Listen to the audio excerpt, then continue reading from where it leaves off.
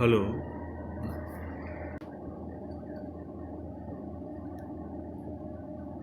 Hello. नमस्कार।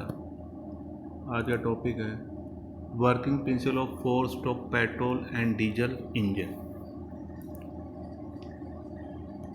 क्योंकि four stroke के जो मेन कंपोनेंट हैं वो तो आप यहाँ एक बार देख लें। ये सामने जो रखा हुआ है, नीचे क्रैंक शाफ्ट है, ऊपर एक कैम शाफ्ट है, कैम शाफ्ट पे कैम बना हुआ है, कैम के ऊपर टैपेड है, टैपेड पे पुश रोड है, पुश रोड के एंड पे ऊपर जाकर के रॉकर आर्म है, रॉकर शाफ्ट, फिर रॉकर आर्म, ठीक। उसके बाद में वॉल लगे हुए हैं इनलेट और आउटलेट के, इंटेक या एग्जॉस्ट के, ठीक। और ये पूरा एक मैकेनिज्म है। ये आपका इनलेट वॉल हो गया, इंटेक वॉल लिखा हुआ है, ये आपका एग्जॉस्ट वॉल हो गया, ठीक है। ये पुश रोड है, ये आपका टैपेड है, ये क्रैंक शाफ्ट है, और ये आपकी कैम बनी हुई है इस पर। ये दिख रहा है कैम का, दूसरे का यहाँ, ठीक। और ये आपका टाइमिंग चेन है, ये जो है दिख रही है आपको यहाँ, ठीक। ये आपका एक फोर सिलेंडर इंजन दिखाई दे रहा है आपको यहाँ पे, क्योंकि आप फोर सिलेंडर दिख रहे होंगे, आप 2, ये 3, ये 4, ठीक। इसी ये आपका एग्जॉस्ट मैनफोल्ड है, ये आपका इनलेट मैनफोल्ड है, ठीक। इनलेट का मतलब यहाँ पे एक,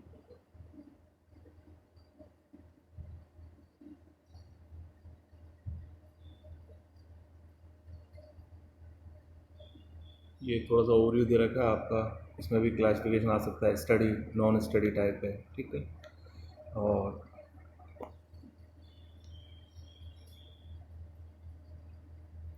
ये आपकी डीजल साइकिल है यहाँ पे, ये जो है, ठीक। इसमें आपका ए है, ए से बी है, बी से सी है, और सी से डी और डी से ए है। और ये नीचे जो ओरिजेंटल लाइन दिखा रही है, यहाँ पे आप ओ कह सकते हैं, एटमॉस्फेयर के, ये आपका सक्शन स्ट्रोक हो जाएगा, O to A to B है आपका, ये कंप्रेशन स्ट्रोक हो जाएगा, ये आपका हीट एडिशन हो जाएगा, बी और सी पे कांस्टेंट वॉल्यूम प्रोसेस है, सी और डी है, ये आपका एडियाबेटिक एक्सपेंशन प्रोसेस है, और हीट रिजेक्शन जो है वो आपका सी, डी और ए कांस्टेंट वॉल्यूम पे होगा, ठीक। पेट्रोल साइकिल या ऑटो साइकिल और इधर डीजल साइकिल में अंतर जो है हीट एडिशन का है।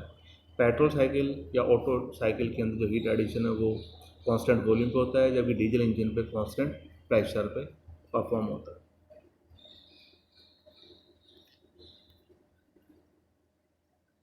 ये आपके टू स्ट्रोक और फोर स्ट्रोक इंजन के कंपेरिजन है। ये फिर आपका एसआई और सीआई इंजन के कंपेरिजन है, ठीक है। क्योंकि जो बेसिक डिफरेंस जो है इसमें वो है पेट्रोल और डीजल इंजन के अंदर कि कंप्रेशन रेशियो जो है पेट्रोल इंजन के अंदर वो होता है 6:10.5, और डीजल इंजन में या सीआई इंजन, कंप्रेशन इग्निशन या ऑटो इग्निशन कह लीजिए, ये है इसका 14:22, ठीक। और इसका कंप्रेशन रेशियो ज़्यादा होने के कारण से इसकी थर्मल एफिशिएंसी ज़्यादा होती है डीजल इंजन की, पेट्रोल इंजन की कम होती है। लेकिन कंप्रेसर रेशियो ज़्यादा होने के कारण से डीजल इंजन जो है वो बल्की होता है, हैवी होता है, पर हॉर्स पावर जो वेट है वो इंजन का इसमें ज़्यादा होगा, और पेट्रोल इंजन में कम होगा, ठीक।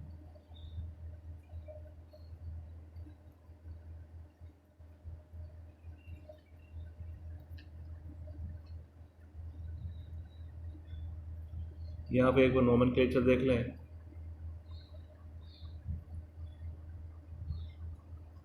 ऊपर दो वॉल दिखा रखे हैं, एक स्पार्क प्लग दिखा रखा है, ऑब्लिक करा हुआ है फ्यूल इंजेक्टर। यदि पेट्रोल इंजन है तो स्पार्क प्लग होगा, डीजल इंजन है तो फ्यूल इंजेक्टर होगा, ठीक। ऊपर टीडीसी, जहाँ पे पिस्टन का टॉप जो है, अपर सरफेस जो है वो जा सकती है लास्ट, वो आपका टॉप, तो टॉप डेड सेंटर। और जो पिस्टन का टॉप है वो लास्ट जहाँ तक आ सकता है वो आपका बॉटम डेड सेंटर होगा, और इनके बीच की जो डिस्टेंस है वो आपका स्टोक होगा। और स्टोक की जो लेंथ है वो आपकी क्रैंक आर्म जो है,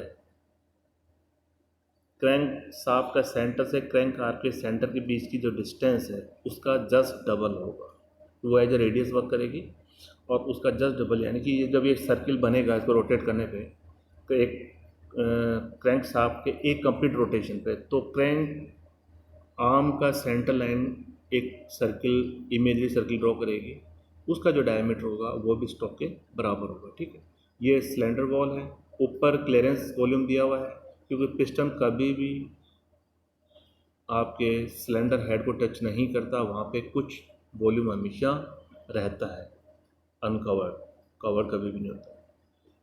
ठीक, और ये रेसिप्रोकेटिंग मोशन ग्रीन हरी इंक के अंदर जो इंडिकेट कर रखा है।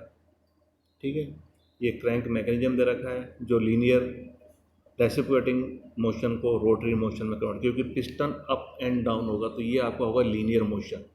ठीक है, रेसिप्रोकेटिंग मोशन कह लीजिए, और आपका क्रैंक शाफ्ट जो है वो रिवॉल्व करेगी तो वो होगा रोटरी मोशन। ठीक, यहाँ पे आपको पिस्टन की दो पोर्शन दिखा रखी हैं जो गुलाबी कलर में है। ठीक है, दोनों ही कंडीशन में वॉल जो है वो क्लोज पोजीशन पे है।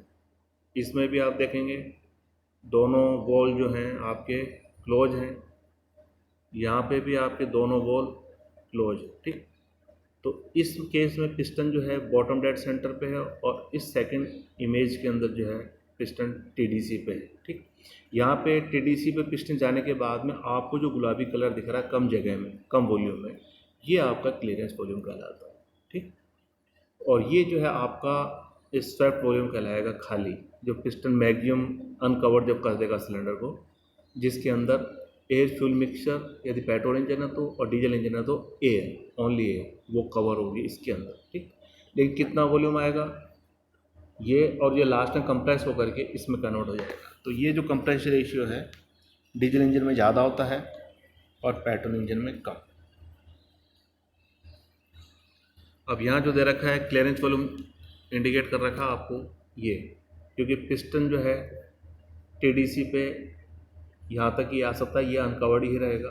ठीक, और इस सिलेंडर का ये बोर दिखा रखा है, सिलेंडर का जो डायमीटर है इंटरनल वो आपका बोर कहलाएगा, सिलेंडर बोर। ठीक है, और यहाँ पिस्टन पे ग्रूव बने हुए हैं, इस जगह पे आप देख रहे होंगे, तो ये आपके पिस्टन रिंग्स हैं।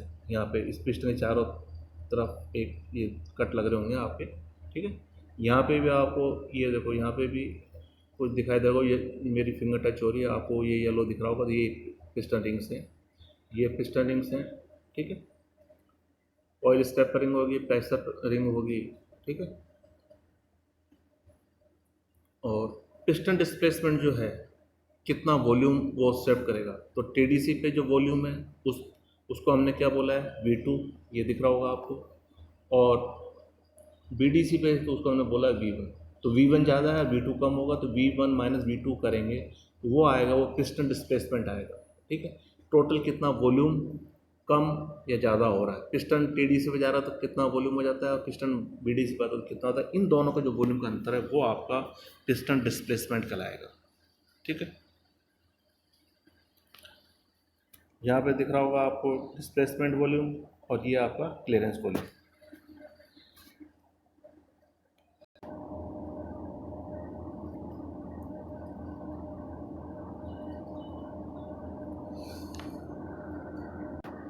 अब एडवांटेज की बात है, two stroke engine do not have valve, which simplify their construction and lower their weight.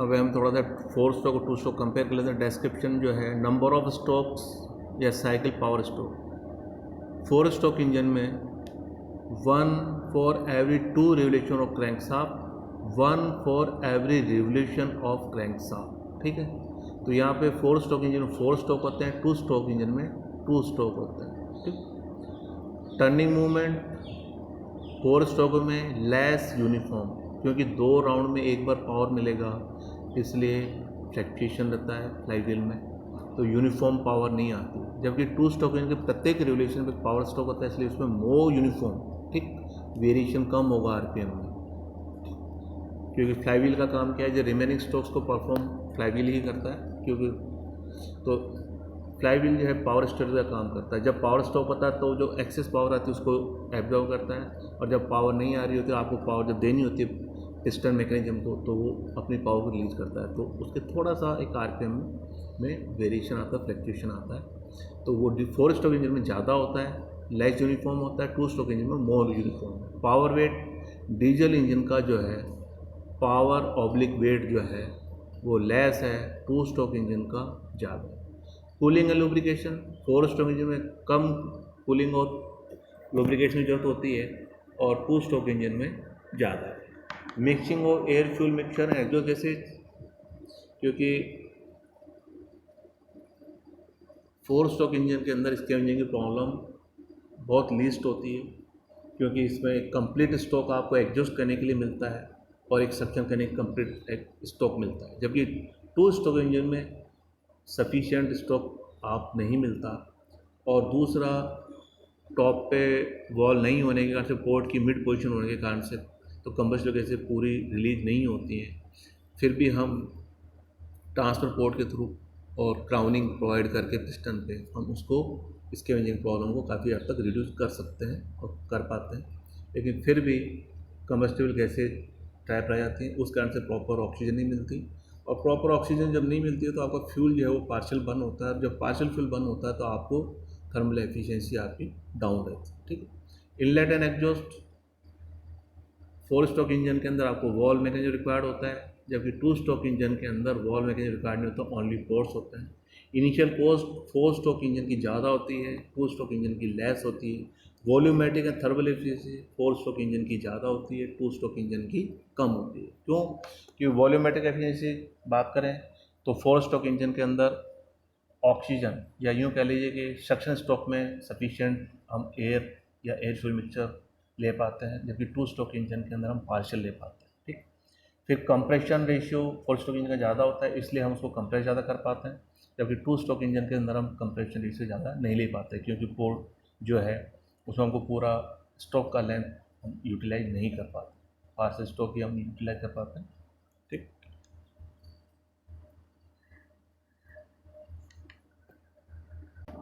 अब फोर स्ट्रोक के इंजन के अंदर जो इंटेक वॉल टाइमिंग है, intake valve start to open 10 to 20 degree before TDC।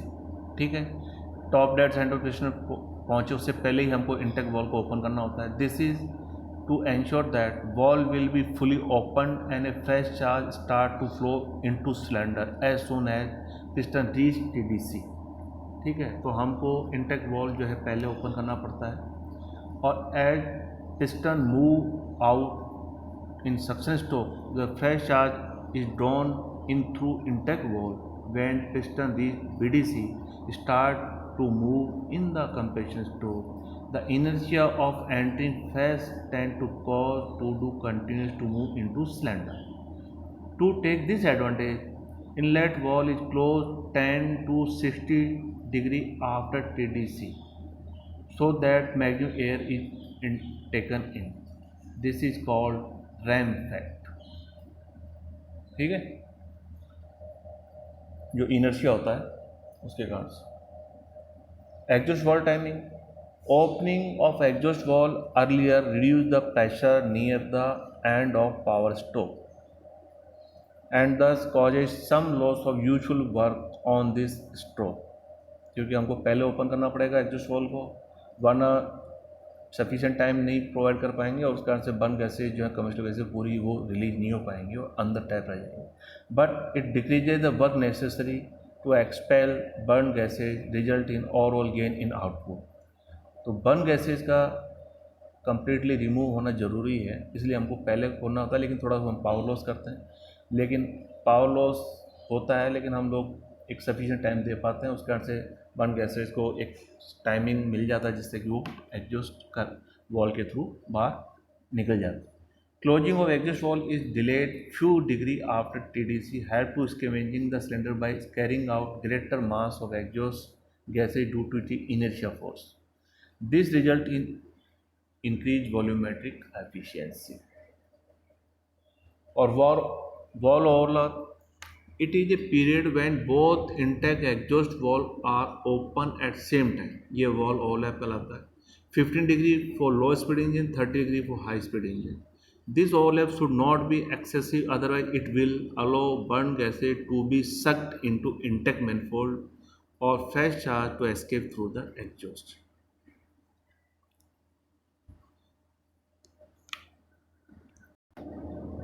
थोड़ा सा हमें टू स्ट्रोक इंजन के एडवांटेज और देख लें इसके फोर स्ट्रोक के कंपेयर में। Two stroke engine do not have valve which simplify their construction and lower their wait.